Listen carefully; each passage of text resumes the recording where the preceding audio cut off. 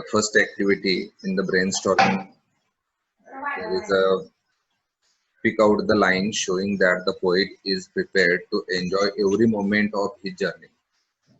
ह्या ओळीचा अर्थ असा आहे की कवितेतील ओळी हुडकून लिहा ज्याच्यामध्ये कवी प्रवास करायला काय करताय, प्रवास त्याला सुखद आहे असं त्याला वाटतो. Prepared to enjoy every moment, तो प्रत्येक क्षणाचा आनंद घेत आहे असं सांगणारे ओळी होता म्हणून सांगितले. तर तुम्हाला शेअर स्क्रीन मध्ये मी तुम्हाला दाखवू इच्छितो. शेअर स्क्रीन मध्ये आपण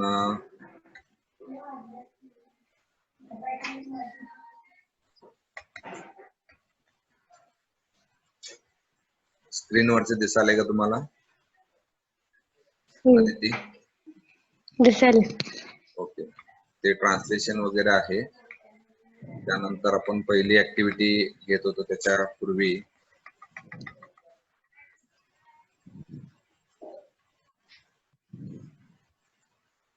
एकच मिनिट.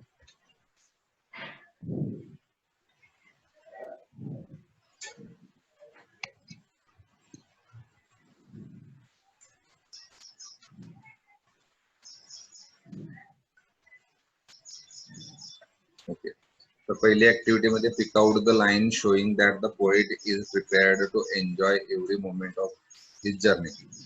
कवितेतल्या ओळी कोणत्या आहेत तर त्यांनी 3 ओळी हुडकून दिलेल्या आहेत बघा.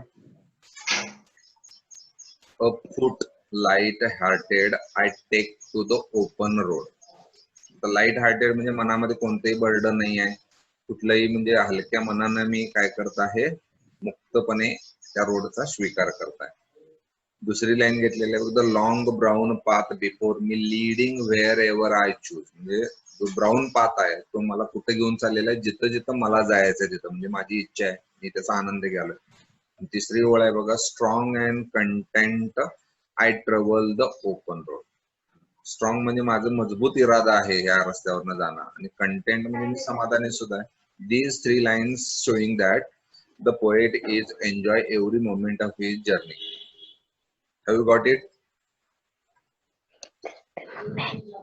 Okay, then the second question is in that same activity.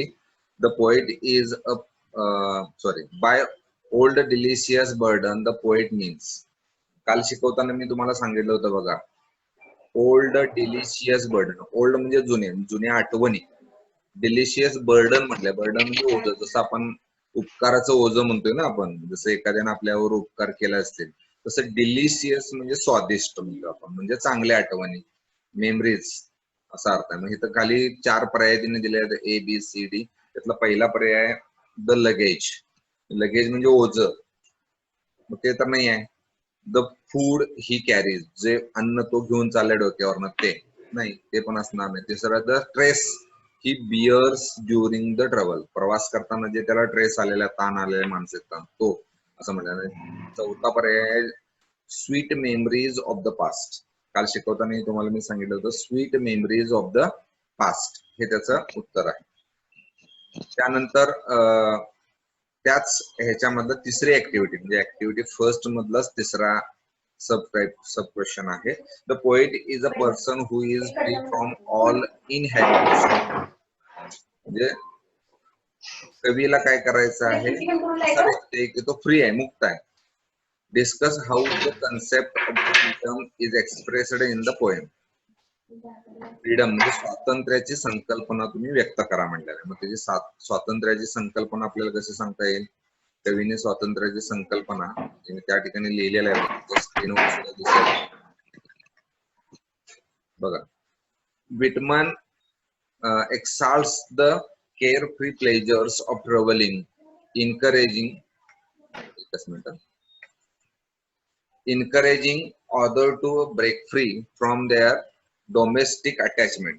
म्हणजे डोमेस्टिक अटॅचमेंट म्हणजे आपलं जे स्थानिक रहिवासी आपण असतो, जसं की डोमेस्टिकचा अर्थ आहे रहिवासी, म्हणजे आपल्या आसपास असणाऱ्या लोकांच्या सोबत आपलं अटॅचमेंट असतं, त्यांना सोडून जाऊ असं वाटत नाही, किंवा आपण आपलं गाव, आपली गल्ली किंवा आपलं घर असं म्हणत असतो ना, त्या अटॅचमेंट पासून तो मुक्त झालेला आहे. Domestic attachment to join him he desire himself as being free. म्हणजे त्याला फ्री व्हायचं आहे का, कारण की तो डोमेस्टिक अटॅचमेंट पासून फ्री झालेला आहे. And he realise he only person who is in complete control of his life. He chooses his own destiny. म्हणजे तो स्वतःच डेस्टिनी. डेस्टिनी म्हणजे काय? डेस्टिनी म्हणजे एक मुक्कामाचं ठिकाण. तो स्वतः निवडला आहे की असं नाही की आपण कोण त्याला बर्डन घातलेला आहे किंवा एखाद्यानं फोर्सफुली त्याला थकतं जा म्हणून सांगितलेलं असं नाही. त्यांना he has chosen his own destiny किंवा डेस्टिनी किंवा प्रारूप त्याचं नशीब. Because realisation he does not have to wish or hope or pray for good for fortune. म्हणजे तो चांगल्या फॉर्च्यूनची अपेक्षा सुद्धा करत नाहीये. The journey is he is done with the routines, customs and shaped behaviors of his previous life. आणि या प्रवासामध्ये त्याच्या मागच्या आठवणी काय ज्या आहेत त्या प्रवासातल्या तो सुखद आठवणी, काही रूढी परंपरा असतील किंवा त्याची जी रुटीन असेल किंवा त्याचं वर्तणूक असेल तो त्यांना विसरले नाही. त्यांना तो घेऊन त्यांच्या सोबत जायचा तो विचार करत आहे. म्हणजे ह्या दोन त्यातला तीन प्रश्न फर्स्ट ऍक्टिव्हिटी मधले आपण पाहिलेले या ठिकाणी.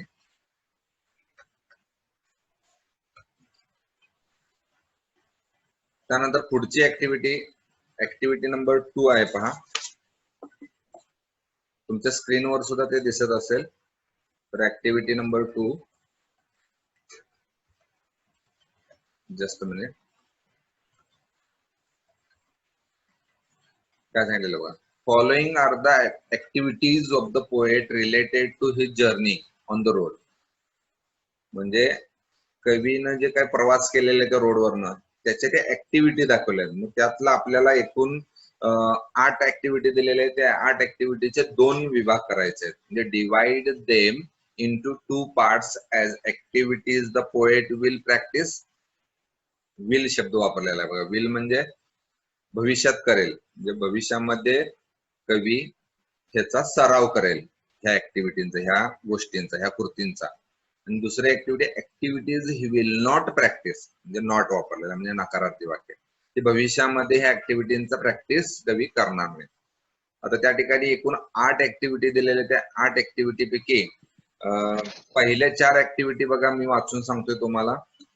पहिली ऍक्टिव्हिटी असे दिलेले आहे त्या ठिकाणी तुमच्या स्क्रीनवर सुद्धा दिसत असेल. पहिला आहे बघा. Walking along the road through he does not know where it reaches. आता ह्या वाक्यामध्येच नॉट आले आणि त्यामुळे हे ऍक्टिव्हिटी विल नॉट प्रॅक्टिस मध्ये जाणार. पहिली walking along the road through he does not know where it reaches. म्हणजे तो कुठं पोहोचेल हे त्याला माहित नाहीये. असं नाहीये आपण कुठल्यावर रस्त्यानं चालत जातोय आणि तिथं कुठं जाणार आहे पोहोचणार आहे हे माहित नसेल तर आपण जाईल का त्या रस्त्यानं? नाही. म्हणजे ही आपण विल नॉट प्रॅक्टिस मध्ये येणार.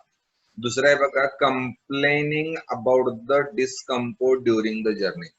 आपल्या प्रवासामध्ये जे काय अडथळे आलेले आहेत किंवा त्याला डिस्कम्फर्ट म्हणजे आराम मिळालेला नाही आहे त्या गोष्टीची कंप्लेंट करत आहे. मग तुम्ही सुद्धा करणार काय कंप्लेंट जर जीवनाच्या प्रवासामध्ये आपल्याला जायचं असेल तर कुठं? तर नाही. तर आपण काय करू शकतोय ही सुद्धा ऍक्टिव्हिटी सेकंड ऍक्टिव्हिटी मध्ये टाकू शकतो. ऍक्टिव्हिटीज ही विल नॉट प्रॅक्टिस. चौथा आहे पहा. तिसरा आहे पोस्टपोनिंग द जर्नी. आपल्याला कंटाळा आलाय किंवा अडथळे आलेत म्हणून आपण प्रवासच टाळू शकतोय काय?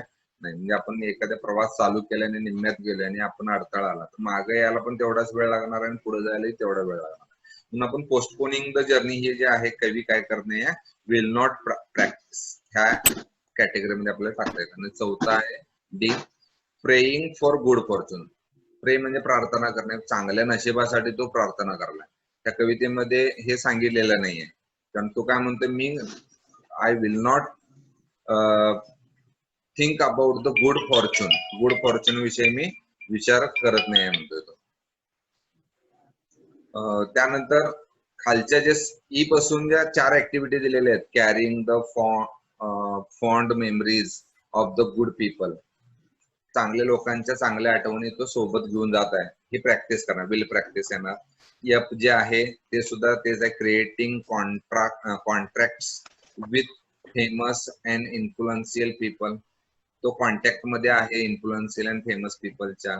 स्ट्रायव्हिंग to achieve striving to achieve high and bright success, हे सुद्धा activities the poet will practice ह्या कॅटेगरीमध्ये आपल्याला टाकता येईल. आणि शेवटचं जे आहे reflecting and developing his on self. On self म्हणजे आपलं स्वतःच सेल्फ जो आहे तो रिफ्लेक्ट होत आहे, प्रतिबिंबित होत आहे किंवा डेव्हलप होत आहे, तो सुधारत आहे. म्हणजे आपलं स्व सुधारणं त्याला असं म्हटलं जातं. आणि ह्या चारही ऍक्टिव्हिटी आपण काय केलेल्या आहेत त्या ह्याच्यामध्ये दाखवलेल्या आहेत बघा. 2 ग्रुप केलेले आहेत. पहिला ग्रुप आहे तो, पहिल्या ग्रुपमध्ये आपण काय केलेलं आहे, activities the poet will practice आणि ऍक्टिव्हिटीज ही विल नॉट प्रॅक्टिस, असे 4 करायचे आहेत. पहिले ABCD हे विल नॉट प्रॅक्टिस मध्ये लिहा आणि ई पासून जे आहे H पर्यंत ते activities the poet will practice याच्यामध्ये तुम्ही ते लिहू शकता. काल मी पाठवलेलंच आहे तुम्हाला ते, तरी सुद्धा इथं समोर स्क्रीनवर दिसत आहे. त्यानंतर पुढचा असा एक प्रश्न आहे बघा, write down the traits the poet exhibit through following lines. One is done for you. Traits म्हणलेलं आहे बघा. ट्रेट्सचं स्पेलिंग TRAITS. ट्रेट्स म्हणजे लक्षण किंवा गुण. दुसरा अर्थ आहे त्याचा गुण. जसं आपल्याला प्रत्येकांना एक काहीतरी गुण असतो, जसं त्या गुणामुळे आपण यशस्वी होत असतो. त्या वाक्यामध्ये तो गुण दडलाय, जसं की henceforth I ask for no good fortune, I myself and good fortune, self confidence. त्यातला कुठला गुण दिसतोय? सेल्फ कॉन्फिडन्स दिसतो. एक करून दाखवलेला आहे आपल्याला तिने. म्हणजे मला कोणत्याही चांगल्या नशिबाची अपेक्षा नाही, मी कोणालाही विचारणार नाही, मागणार नाही कोणाकडे, म्हणजे देवाकडेही मागणार नाही. I myself and good Fortune. तो काय म्हणतोय? आय माय सेल्फ, मी स्वतः काय आहे? गुड फॉर्च्यून आहे, मी निर्माण करू शकतो.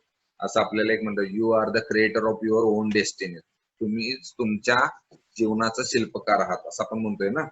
तसं ह्या वाक्यातनं अर्थ तो होतो. मग त्यातनं काय प्रतीत होतं की सेल्फ कॉन्फिडन्स हा गुण आहे, म्हणजे ट्रेट्स आहे तो आपल्या ह्याच्यातला. तसं आणखीन काही 4 वाक्य तिने दिले आहेत बघा कवितेतलं, त्यातनं कोणता गुण येतोय तो लक्षात घ्यायचा आहे. मी त्या ठिकाणी दिलेलं आहे बघा, बी आहे henceforth I whimper no more, postpone no more, need nothing. म्हणजे मी माझा जो प्रवास आहे तो पोस्टपोन करणार नाही, घाबरून कंटाळून किंवा अडथळे आल्यात म्हणून. ह्यातनं सुद्धा कॉन्फिडन्स लक्षात येतो किंवा इनकरेजमेंट, स्वतःला प्रोत्साहित करण्यासाठी. जसं की युद्धाला समोर भरपूर सैन्य आहेत आणि आपण जर माघार घेतलं तर त्यातून कॉन्फिडन्स, लूज कॉन्फिडन्स दिसतो. पण शत्रू सैन्य जास्त असताना सुद्धा आपण काम त्यांच्याशी संघर्ष करतो हे दाखवणं म्हणजे कॉन्फिडन्स दाखवतं, प्रोत्साहन दाखवतं, इनकरेजमेंट दाखवतं. तर दिलेलं आहे बघा, इनकरेजमेंटचं स्पेलिंग ENCOURAGEMENT, इनकरेजमेंट किंवा कॉन्फिडन्स CONFIDENCE. त्याच्यानंतर पुढचा आहे बघा, म्हणजे वाक्य दिलेलं आहे कवितेतलं, I do not want the कॉन्स्टल लॅबोरेटरीज नियरर. वाक्य असं आहे ते की I do not want the constellations any nearer, असा शब्द आहे त्या ठिकाणी. ह्यातनं सुद्धा काय लक्षात येतं की दिलेलं आहे त्याच्या पुढे बघा, फॉन्डनेस शब्द वापरलेला आहे. फॉन्डनेस, फॉन्डनेस म्हणजे काय? आवड. दुसरा आहे सेल्फ ट्रस्ट, स्वतःवरील विश्वास. काय ना त्याच्यामध्ये सेल्फ ट्रस्ट. सेल्फ ट्रस्ट म्हणजे स्वतःवरील विश्वास किंवा सॅटिस्फॅक्शन सुद्धा येतं, समाधान. आणि त्याच्या पुढचा आहे सेल्फ रिस्पेक्ट, स्वतःविषयी आत्मसन्मान. ह्या गोष्टी ह्यातनं लक्षात येतात. हे सगळे गुण आहेत त्याच्यामध्ये. पुढचा आहे पहा, D, I swear it is impossible for me to get rid of them. काय म्हणतात या ठिकाणी? I swear it is impossible for me to get rid of them. म्हणजे आपल्या जे काही मित्र परिवार असतील त्यांच्यावर मला मात करणं इम्पॉसिबल आहे असं म्हणतो. आणि मी ही शपथ घेऊन सांगतो तुम्हाला, I swear it is impossible for me to get rid of them. Get rid करणे म्हणजेच त्याच्यावर ओव्हरकम करणे, ते आलेल्या संकटावर मात करणे, किंवा आपले जे मित्र परिवार आहेत त्यांना आपण त्यांच्यावर मात करून पुढे जाणे. असं पण होतं, म्हणजे जे आहे ते स्वीकारणे. म्हणजे आपले समजा काही मित्र गरीब आहेत किंवा आपल्यापेक्षा कमी हुशार आहेत, त्यांना सुद्धा स्वीकारून आपण घेऊन जायचं. म्हणजे इथे ऍक्सेप्टन्स हा गुण देतोय. किंवा ऑप्टिमिस्टिक, ऑप्टिमिस्टिक म्हणजे आशावाद. आशावादी व्यक्तिमत्व हे गुण लक्षात येतात. ऑप्टिमिस्टिकचं स्पेलिंग आहे OPTISTIC आणि एक्सेप्टन्स ACCEPTANCE एक्सेप्टन्स हे सुद्धा त्याच्यामध्ये लक्षात येतं. त्याच्या पुढचं आहे पहा ई दिलेलं वाक्य I am filled with them I will feel them in return. मी त्यांच्यामुळे भरलेलं आहे, म्हणजे माझ्याकडे जे ज्ञान आहे, माझ्याकडे जे कौशल्य आलेलं आहे ते कुणामुळे आलेलं आहे, तर त्यांच्यामुळे. आय फिल्ड विथ देम आणि I will feel them in return. आता आपण जे एक हात से लो एक हात से दो म्हणतोय ना, तसं त्यांच्याकडनं आपल्याला काय तर मिळालं सर आपणही त्यांना तेच द्यायला पाहिजे.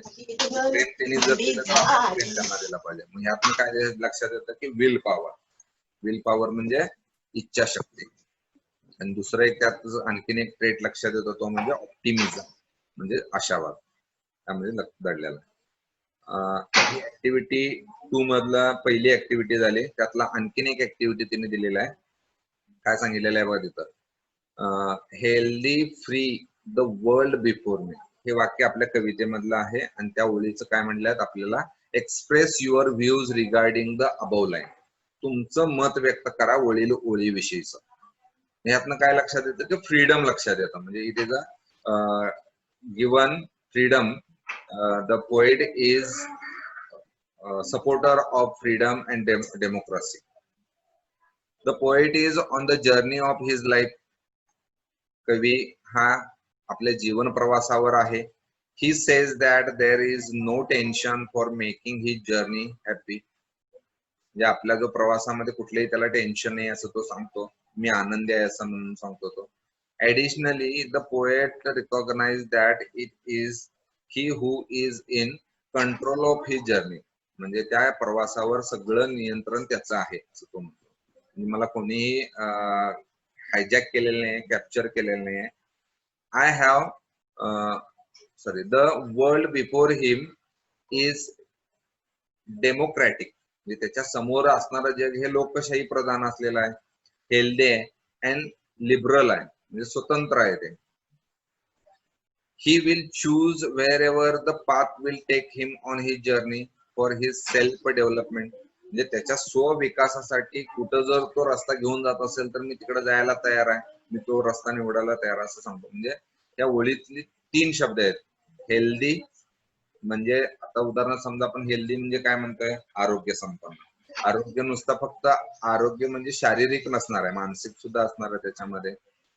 फ्री म्हणजे डेमोक्रेटिक पाहिजे, लोकशाही तंत्र पाहिजे. द वर्ल्ड बिफोर मी, माझ्या समोर ते जे जग आहे ते हेल्दी आहे, फ्री आहे आणि ते मी प्रवास करायला निवडलेला आहे माझ्या सेल्फ डेव्हलपमेंटसाठी, असं त्याचा अर्थ होऊ शकतो.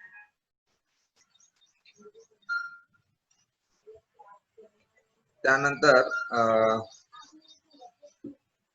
ऍक्टिव्हिटी 3 दिलेला आहे बघा. या ठिकाणी ऍक्टिव्हिटी 3 बहुत कोण आलेली नाही आहे, टाईप झालेली नाही. डायरेक्ट ऍक्टिव्हिटी 5 दिसते.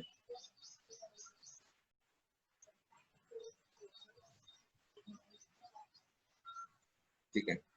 ऍक्टिव्हिटी 3 मध्ये काय सांगितलेलं मी फक्त वाचून सांगतो तुम्हाला, तिथं दाखवता येणार नाही. The poet has used many describing word. Describing word म्हणजे ऍडजेक्टिव्ह, म्हणजे वर्णन करणारे शब्द. सच ऍज हेल्दी, जसे की आता मगाच्या वाक्यामध्ये हेल्दी, फ्री, वर्ल्ड असं म्हणतोय तो. म्हणजे ते वर्णन करणारे शब्द, नामाविषयी विशेष माहिती सांगणारे शब्दाला विशेषण म्हणतो आपण. In this poem make a list and classify them as. त्यांची लिस्ट करा आणि ती क्लासिफाय करा, वर्गीकरण करायला सांगितलेलं आहे. म्हणजे तिने वर्गीकरणाला ABC दिल्या बघा. फॉर द वर्ल्ड, जगाचं वर्णन करण्यासाठी कुठला आलेला आहे ती शब्द लिहा.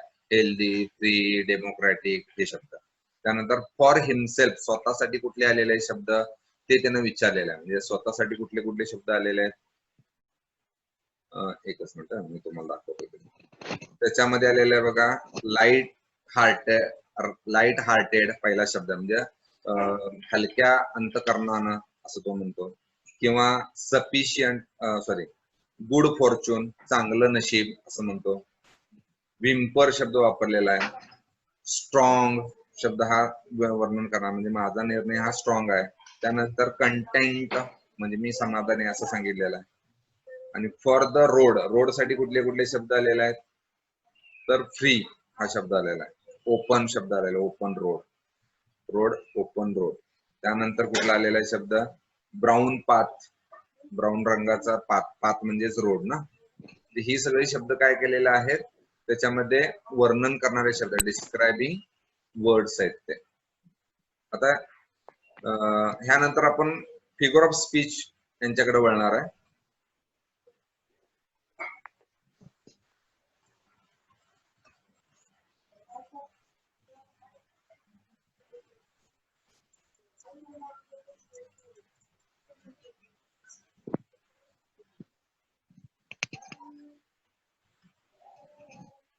तर आपण आणखीन एक मी तुम्हाला हे दाखवतोय.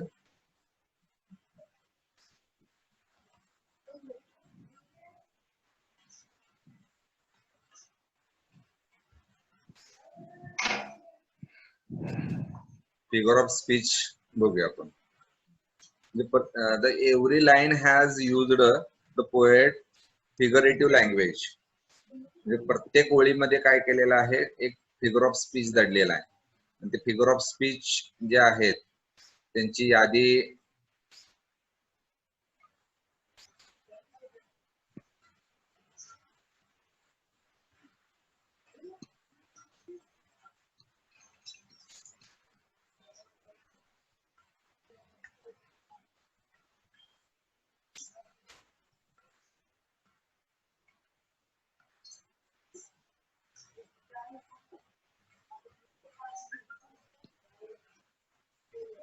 okay.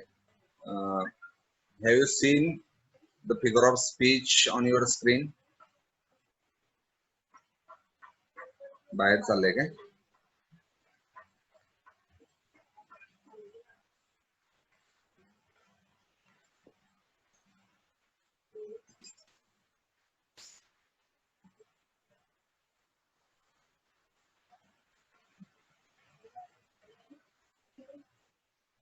पहिली एक ओळ आहे पहा फिगर ऑफ स्पीच मधलं पहिलं.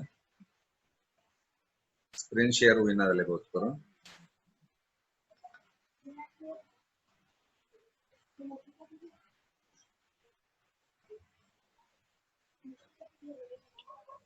The long brown path before me leading wear I choose.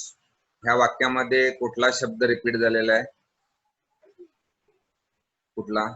Long brown path. त्या ठिकाणी स्क्रीन शेअर होईना झाले बहुत करून, बाहेर चाललंय.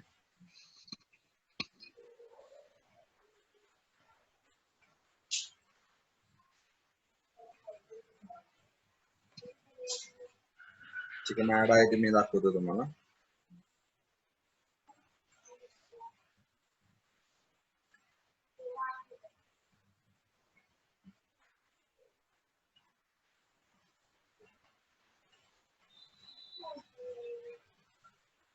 बघा, the long brown path before me leading wherever I choose. यामध्ये अलिट्रेशन आहे. अलिट्रेशनचा अर्थ अनुप्रास अलंकार असं म्हणतात.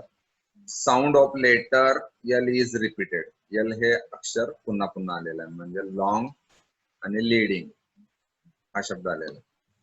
त्यानंतर दुसरा आहे बघा, henceforth as I not good fortune I myself am good fortune. त्यात रिपिटेशन आहे. कुठला वर्ड? गुड शब्द रिपीट झालेला आहे, म्हणजे गुड फॉर्च्यून दोनदा आलेला आहे. The word good fortune is repeated.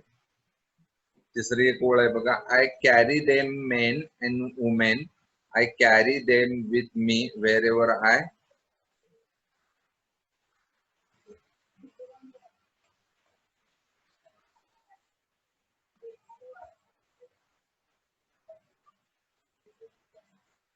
कुठलं येते त्याच्यामध्ये? I carry them men and women, I carry them with me wherever I गो.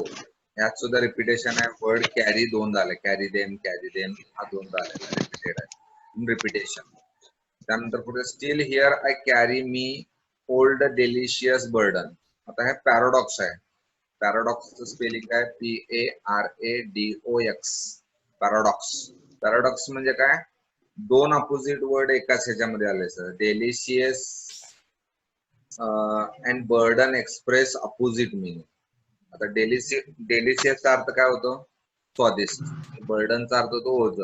म्हणजे हे अपोजिट कन्सेप्ट वापरलेलं आहे, ते असं वापरता येत नाही, त्याला म्हणायचं पॅराडॉक्स. पुढचा आहे बघा,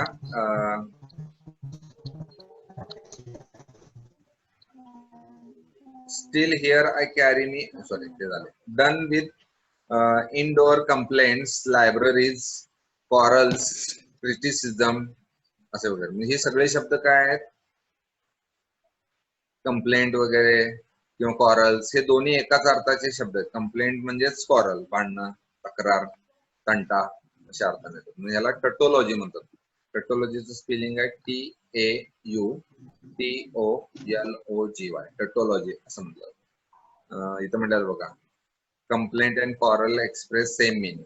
एकाच अर्थाचे दोन जर शब्द आले असतील तर त्याला टटोलॉजी म्हणतात. Steel here burden, steel here burdens हे वाक्य जे आहे त्याच्यामध्ये काय, स्वीट बर्डन्स ना, डेलिशियस बर्डन म्हणजे काय, मेटॅफर वापरलेला आहे. म्हणजे वैशिष्ट्य सांगण्यासाठी, पण गुण वैशिष्ट्य कुणाचं कुणाला दिलेलं आहे, तुलना केलेल्या मेटॅफर. जसं बघा अप्रत्यक्षपणे, त्याला आपण indirect comparison between old sweet memories into old delicious burden. त्या दोन्हीची old sweet memories are indirectly compared to something delicious. पुढचं 7वं वाक्य आहे बघा, henceforth I need no more climax word. त्याच्यामध्ये क्लायमॅक्स आहे, कारण की दोन शब्द त्याच्यामध्ये काय केलं, क्लायमॅक्स म्हणजे चढता क्रम, ascending order. It is called climax. Words are arranged in their ascending order of importance. त्याच्या महत्वानुसार पहिलं असं वाढता वाढता क्रम असतो, त्याला आपण काय म्हणतो, असेंडिंग ऑर्डर होतं. आणि असेंडिंग ऑर्डरलाच क्लायमॅक्स म्हटलं जातं. पुढचा शब्द आहे बघा, वाक्य आहे, कॉरलस क्रिटिसिझम. कॉरलस क्रिटिसिझम म्हणजे क हा उच्चार आहे, स्वर. आपण जर बघितला उच्चार तर क, कॉरलस मध्ये क येते आणि क्रिटिसिझम मध्ये पण क येते. जरी स्पेलिंग मध्ये सी आणि क्यू दिसत असलं तरी पण ते अलिट्रेशनचे एक्झाम्पल आहे. Alliteration, sound K is repeated असं आपण सांगतो. Strong and content I travel the open road. ह्या वाक्यामध्ये काय आहे, इन्व्हर्शन केलेलं आहे. इन्व्हर्शन म्हणजे वाक्यरचना प्रॉपर नसते. वाक्यरचना प्रॉपर येण्यासाठी आपल्याला काय करावं लागतं, प्रॉपर येण्यासाठी कर्ता क्रियापद कर्म लागतो. पण या ठिकाणी वाक्य काय नाहीये, बघा वाक्य कसं लिहिलेलं आहे, strong and contented I travel the open road. पहिला वाक्य पाहिजे होतं, I travel the open road strong and contented, किंवा I travel strong and contented open road असं वाक्य पाहिजे होतं. The word are not in a correct prose order. The correct prose order is I travel the open road strong and content असं वाक्य पाहिजे होतं ते. पुढचं एक 10वं त्याच्यामध्ये एक फिगर ऑफ स्पीच आहे बघा, I am filled with them and I will fill them in return. Repetition आहे, आय विल रिपीट झालेला, फिल शब्द रिपीट झालेला. अ फूट and light hearted I take to.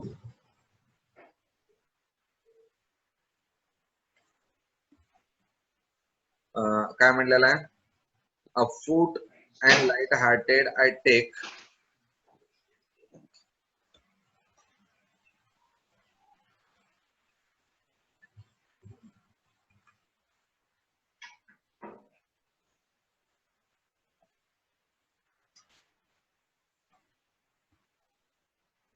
ह्या वाक्यामध्ये सुद्धा इन्व्हर्शन आहे, कर्ता क्रियापद कर्म नाही आहे त्याच्यामध्ये. I take to the open road a foot and light hearted असं पाहिजे होतं ते वाक्य, म्हणून ते पण इन्व्हर्शनचं एक्झाम्पल आहे. Done with indoor complaints, libraries, quarrels, criticism. इथं सुद्धा क्लायमॅक्स म्हणजे चढत्या क्रमानं मांडलेला आहे. आणि काय केलं, सून सॉन्ग ऑफ द रोड. आता रोड कधी गाणं म्हणत नाही, पण तरी सुद्धा त्याच्यामध्ये काय केलेलं आहे, मी हे केलेलं आहे, पर्सॉनिफिकेशन केलेलं आहे. पर्सॉनिफिकेशन म्हणजे चेतन गुणोक्ती, चेतना दिलेली आहे त्याच्यामध्ये. चेतना काय दिलेलं आहे की सॉन्ग ऑफ द रोड म्हणजे रोडचं गाणं असं म्हणलं. गाणं म्हणणं हा गुण कोणाचा असतो, तर व्यक्तींचा असतो. Animated thing, animated quality is given to non animated thing. Non living object road is shown singing. पुढचा song of the open road metaphor आहे. मेटॅफर म्हणजे तुलना, अप्रत्यक्ष केल्याचं इनडायरेक्ट कंपॅरिझन असतं. आणि शेवटचं एक वाक्य त्याच्यामध्ये आहे,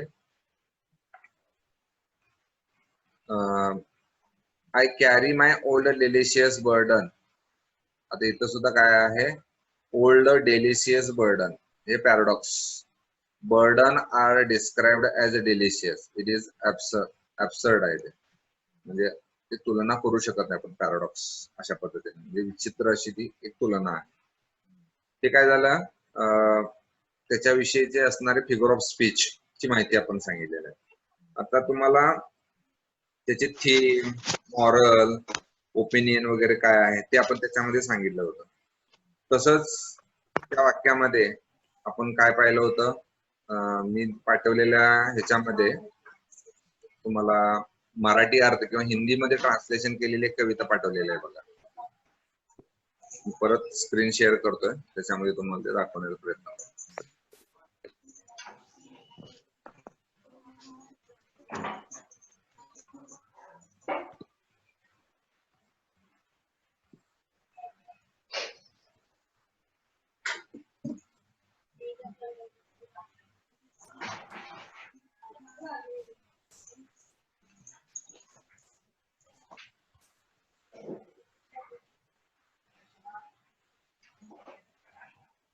मराठीमध्ये अनुवाद आपल्याला मिळाला नाही त्याचा, पण मराठीमध्ये ट्रान्सलेशन केलेलं काही आपण व्हिडिओ वगैरे पाठवलेले आहेत, ते तुम्ही बघू शकता.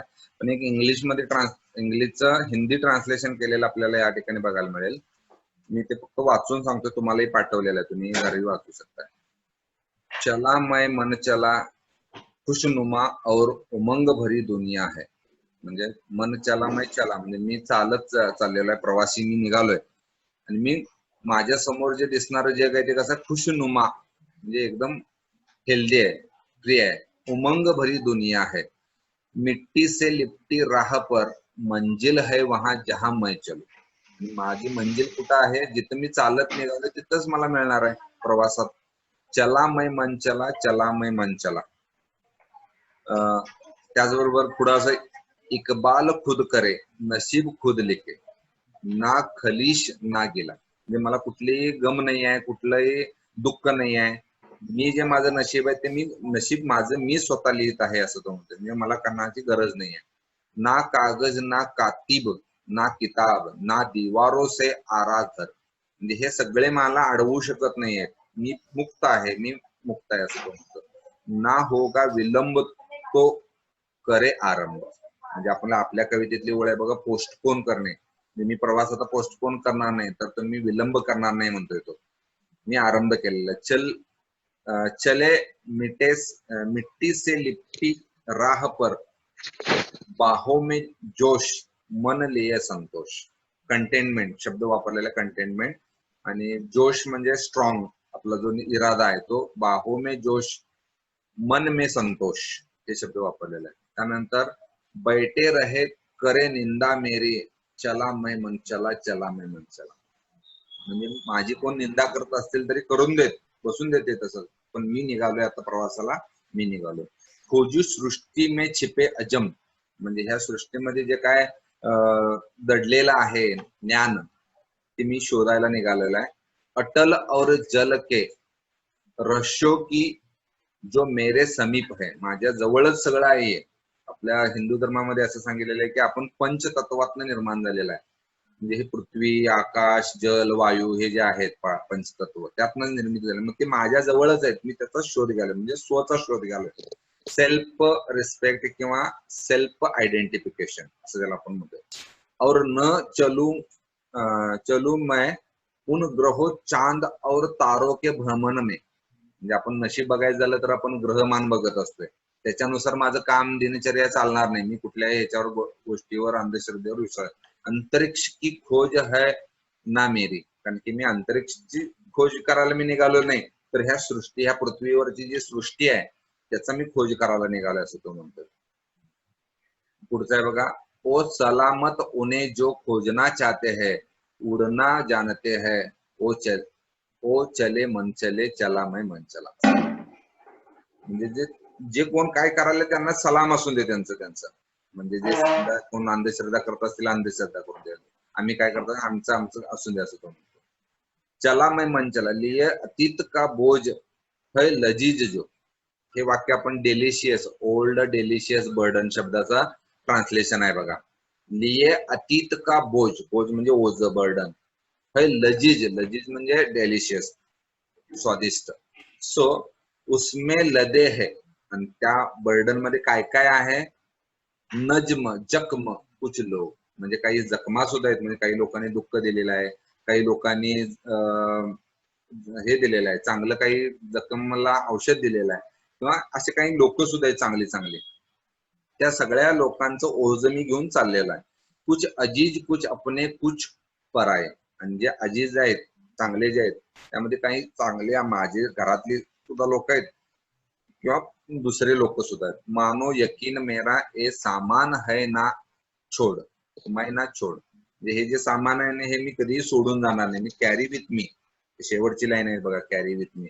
ना तोड सकू चहू फिरवी, म्हणजे मला ते तोडून टाकतो सुद्धा येत नाही, म्हणजे जे रिलेशन आहेत त्या लोकांशी, ते जे आठवणी आहेत ते मी तोडू शकत नाही. बोझ अतीत का बड चला है हर मोड पे, म्हणजे प्रत्येक वळणावर म्हणजे अनेक नवीन माणसं, नवीन अनुभव मिळत चाललेले आहेत, आणि मी त्यांच्यापासून वेगळा होऊ शकत नाही. और मैं हर मोड पर उसमें इजाफा करना चाहता हूँ, म्हणजे I will feel.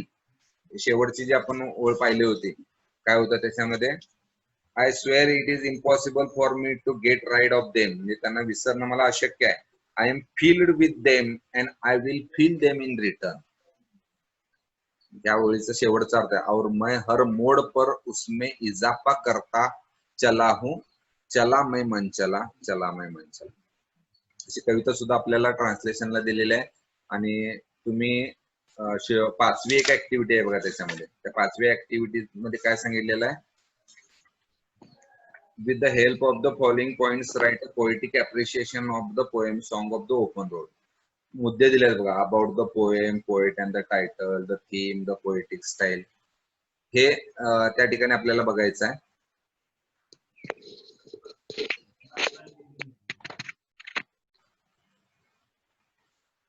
Poetical devices मधलं आपण पाहिलं,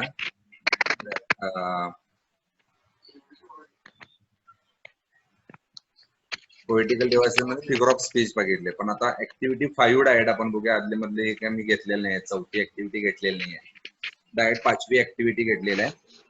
त्या पाचव्या ऍक्टिव्हिटी मध्ये काय आहे, right with the help of the following points with a poetic appreciation of the poem. ही कविते तुम्हाला पेपरामध्ये 4 मार्काला कविता येणार आहे.